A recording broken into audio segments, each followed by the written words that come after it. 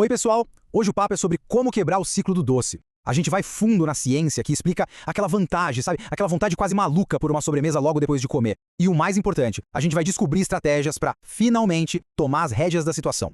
Essa sensação é familiar para muita gente, né? A pessoa termina de comer e, puf, quase que na mesma hora o cérebro já acende uma luzinha pedindo sobremesa. Fica aquela impressão de que tá faltando alguma coisa. E olha, isso não é coisa da cabeça não. É um padrão biológico super real. E aqui, gente, tá o X da questão. Essa vontade fortíssima não tem nada a ver com falta de força de vontade ou de disciplina. É uma resposta biológica bem complexa. É tipo uma conversa que tá rolando ali, sabe? Entre o corpo e o cérebro. Entender como essa maquininha funciona é o primeiríssimo passo para a gente conseguir desligar ela. E a notícia boa é que, olha, com a estratégia certa, dá totalmente para reprogramar essa resposta do corpo. Bora ver como? Para a gente entender essa vontade de vez, nossa primeira parada é o cérebro. É lá que um circuito de recompensa bem poderoso está no comando de tudo. É o que a gente chama de loop da dopamina. Pensa só, o ciclo é bem simples. A refeição acaba, o cérebro já começa a procurar o doce, e aí o açúcar vem e, bum, dá aquele pico de dopamina que é a molécula do prazer. Se isso se repete várias e várias vezes, vira um comportamento condicionado. O cérebro não só começa a esperar por essa recompensa, ele passa a exigir esse grande finale para sentir que a refeição realmente terminou. Só que o cérebro raramente está agindo sozinho nessa história. Na verdade, ele está respondendo a uns sinais bem urgentes que vêm do corpo. Então, vamos investigar que impulsos fisiológicos são esses. E aí, a gente vê a conexão perfeita. A causa raiz, muitas vezes, é uma queda de açúcar no sangue. O famoso crash glicêmico. O corpo entende isso como uma emergência, sabe? E manda um sinal de pânico pro cérebro, tipo, preciso de energia. E tem que ser rápido, agora. E o cérebro, que já está treinado naquele loop da dopamina, tem a resposta na ponta da língua. Açúcar. Então, de novo, a mensagem é super clara. Não é frescura. Não é um capricho nem uma preferência.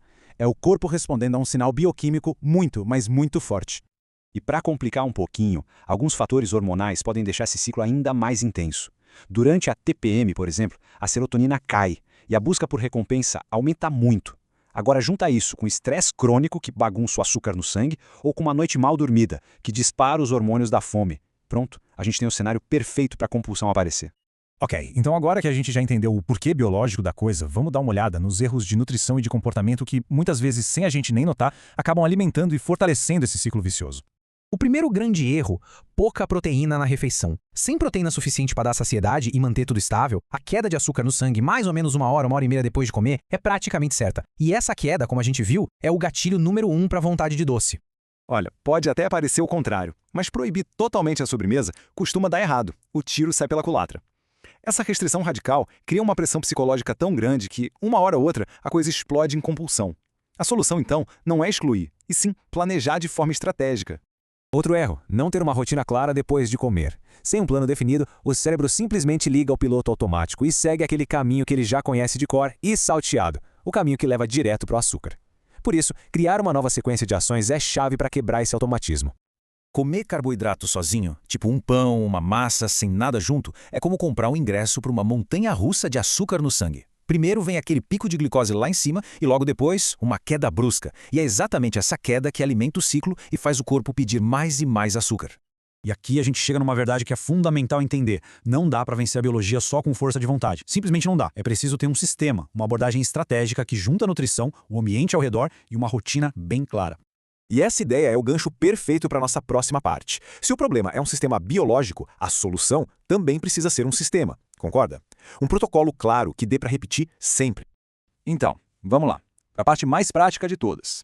Uma sequência de 4 passos para colocar em ação logo depois de cada refeição. O objetivo é começar a desmontar aquele gatilho neural. A sequência é bem simples, mas é poderosa. Passo 1. Escovar os dentes. Isso já sinaliza para o cérebro que a refeição acabou. Passo 2. Tomar um chá quente. Ajuda a acalmar, dá uma sensação de conforto. Passo 3. Uma caminhadinha de 5, 10 minutos. Isso ajuda a estabilizar o açúcar no sangue. E por último, passo 4. Respirar fundo por 1 minuto. Isso acalma o sistema nervoso e tira a urgência daquele impulso. Juntos, esses 4 passos criam uma rotina pós-refeição totalmente nova.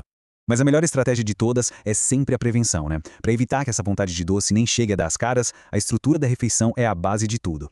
A estrutura de um prato antidoce, digamos assim, é baseada num equilíbrio inteligente. Pensa assim, a gente precisa da proteína para a saciedade, das fibras para dar volume e deixar a digestão mais lenta, da gordura boa para dar estabilidade e de um carboidrato complexo para ter energia por mais tempo. Juntos, todos esses componentes mantêm o açúcar no sangue estável por horas, o que basicamente desativa a principal causa fisiológica daquela vontade. Bom, e já caminhando para o final da nossa análise, a verdade é que nenhuma dessas estratégias funciona de verdade sem o ingrediente mais importante de todos, a consistência. O grande objetivo é criar hábitos que se sustentem, que durem a longo prazo. E olha, ferramentas como checklists podem ajudar demais. Ter um checklist diário, por exemplo, ajuda a manter os hábitos importantes sempre à vista, sabe? Tipo o café da manhã com proteína, a hidratação. E ter um outro checklist, de emergência, para aqueles momentos mais difíceis, oferece um plano de ação claro para quando a vontade parece que vai dominar tudo. O foco não é a perfeição, gente. O foco é ter um sistema que funciona com o tempo. É sobre consistência, não intensidade. Não adianta fazer um esforço gigante por uma semana e depois largar tudo. É aplicar um pouquinho de esforço todos os dias. São os pequenos ajustes, feitos com consistência, que causam um impacto muito maior lá na frente. Então a pergunta que fica é, de tudo isso que a gente conversou, qual é a uma coisa que pode gerar o maior impacto agora mesmo? Talvez seja colocar mais proteína no almoço ou, quem sabe, implementar a caminhada de 5 minutos. Escolher um único foco. Esse é o verdadeiro primeiro passo para quebrar esse ciclo de uma vez por todas.